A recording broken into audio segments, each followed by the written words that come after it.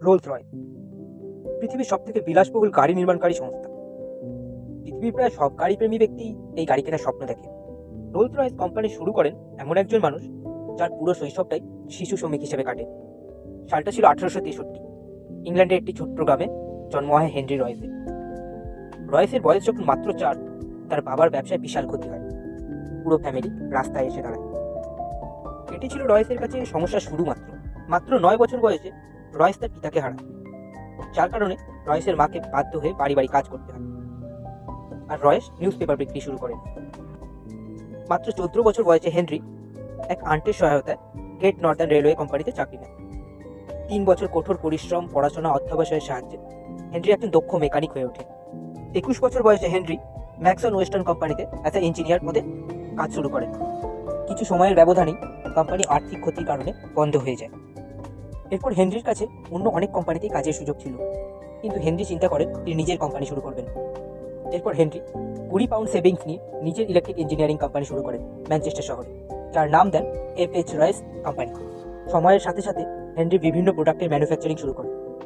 এই কাজই হেনরির তৈরি কোম্পানির ভাগ্য বদলে দেয়। 1900 সালের মধ্যে হেনরির কোম্পানি প্রায় 20,000 পাউন্ড প্রফিট আর্ন করে। 1900 সালের শেষ দিক করে জার্মান এবং ফ্রেঞ্চ কোম্পানিগুলি ব্রিটেনের ইলেকট্রিক মার্কেটে প্রবেশ করতে শুরু করে। ফলে তৈরি হয় ব্যাপক কম্পিটিশনের। ইলেকট্রনিক্সের জিনিস ব্যাপক হারে দাম কমতে শুরু করে। এইসব কিছুর ফলে হেনরি মানসিকভাবে অসুস্থ হয়ে পড়ে। ডক্টর হেনরিকে পরামর্শ দেন কোথাও বেরিয়ে আসা এবং শারীরিক শক্তির জন্য একটি গাড়ি কিনতে পরামর্শ দেন।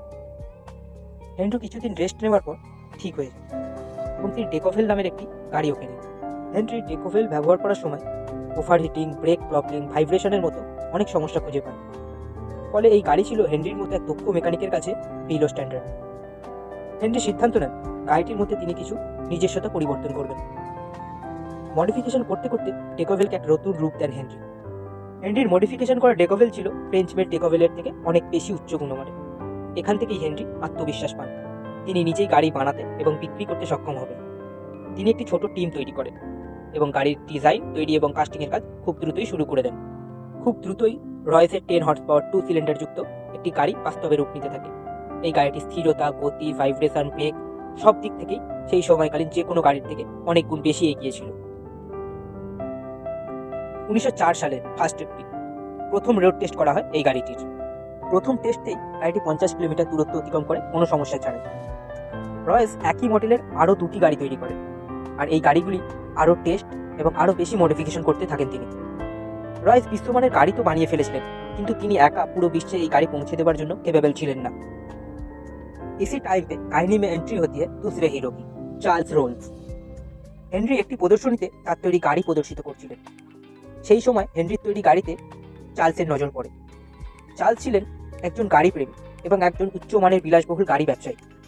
চার্লস একজন বিলাসবহুল ব্রিটিশ গাড়ি নির্মাতাকে খুঁজছিলেন এবং প্রদর্শনী থেকে হেনরির তৈরি গাড়ি তাকে বেশ আকর্ষিত করে। এর জন্য তিনি হেনরির সাথে সাক্ষাৎ করেন। প্রথম সাক্ষাতেই চার্লস এতটা মুগ্ধ হয় সে তার বিজনেস পার্টনারকে বলেছিল যে ওয়ার্ল্ডের গ্রেটেস্ট ইঞ্জিনিয়ারকে খুঁজে পেয়েছে। এর পরবর্তী 3 মাসের মধ্যে চার্লস রোলস, হেনরি রয়েস তাদের নিজস্ব গাড়ি বিক্রির জন্য একটি জয়েন্ট কোম্পানি শুরু করে, যে কোম্পানিটির নাম হয় রোলস রয়েস। 1906 সালের মার্চে রোলস রয়েস অফিসিয়ালি প্রতিষ্ঠা করা হয়। রোলস রয়েস প্রথমে 10, 15, 20 এবং 30 হর্স পাওয়ার গাড়ি নির্মাণের সিদ্ধান্ত নেয়। রোলসের ধারণা ছিল কোনো গাড়িকে মার্কেটিং করার জন্য সবথেকে ভালো উপায় হলো গাড়িটিকে কার রেসিংয়ে অংশগ্রহণ করা। রোলস রয়েস বিভিন্ন প্রেস্টিজিয়াস কার রেসিংয়ে অংশ নেয় এবং এই গাড়িটি কার রেসিংগুলিতে জিতেও যায়। এর সাথে গাড়িটি কিছু নতুন স্পিড রেকর্ড তৈরি করে। এসবের কারণে রোলস রয়েস একটি গ্রেট কার কোম্পানিতে পরিণত হয়। কিন্তু তখনও রোলস রয়েসের সব থেকে সাকসেসফুল গাড়িটি বাজারে আসা বাকি ছিল। 1906 সালের শেষ দিক করে রোলস রয়েস 40 এবং 50 হর্স পাওয়ার এবং 6 সিলিন্ডার যুক্ত ইঞ্জিনের সাথে একটি মডেল লঞ্চ করে। এর বডি কালার ছিল সিলভার। এই গাড়িটি চালানোর ক্ষেত্রে খুবই স্মুথ এবং সাইলেন্ট ছিল, ঠিক যেন গোস্টের মতো। এর নাম রাখা হয় সিলভার গোস্ট। গাড়িটিকে মার্কেটিং করার জন্য কোম্পানি 24,000 কিলোমিটারের একটি টেস্ট প্ল্যান করে। এই টেস্ট চলে প্রায় 2.5 মাস ধরে। সিলভার গোস্ট কোনো সমস্যা ছাড়াই এই টেস্টে সফলভাবে উত্তীর্ণ হয়। এছাড়া কোম্পানি অনেকগুলি ডেমো টেস্ট করে। সিলভার গোস্টের বোনেটের উপর একটি কয়েন রেখে গাড়িটিকে চালানো হয়। এ থেকে বোঝা যায় সিলভার গোস্ট কতটা স্মুথ ছিল।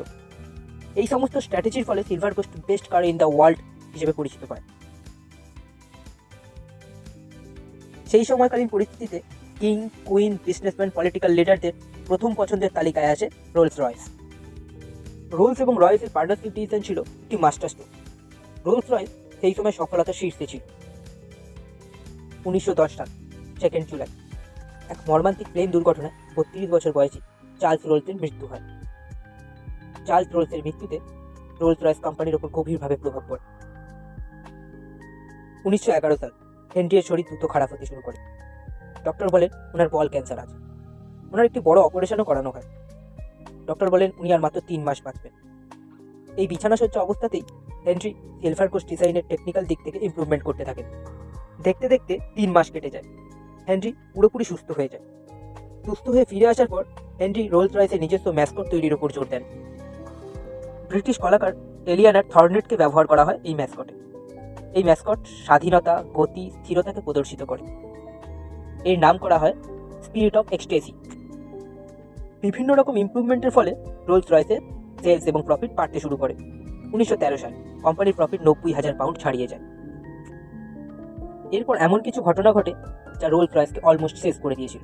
প্রথম বিশ্বযুদ্ধ। 1914 সালে প্রথম বিশ্বযুদ্ধ শুরু হয়। আর্থিক ক্ষতির হার খুব দ্রুত গতিতে বাড়তে থাকে, যার সরাসরি প্রভাব পড়ে রোলস রয়েসের মতো বিলাসবহুল গাড়ি নির্মাণকারী কোম্পানিগুলির উপর। সেলস হঠাৎ করে ডাউনফল করে। এমপ্লয়িদের ফায়ার করতে বাধ্য হয় কোম্পানি। সবাই ধরেই নিয়েছিল রোলস রয়েস কোম্পানি এই পরিস্থিতিতে ধ্বংস হয়ে যাওয়াটা অবশ্যম্ভাবী। কিন্তু হেনরি ছিলেন এক অন্য চিন্তাধারার মানুষ। তিনি কখনো হার মানতে শেখেননি। এই যুদ্ধকালীন পরিস্থিতিতে তিনি আর্মি অফিসারদের সাথে মিটিং করে জানতে পারেন যুদ্ধে ভালো প্রযুক্তির গাড়ির খুবই প্রয়োজন।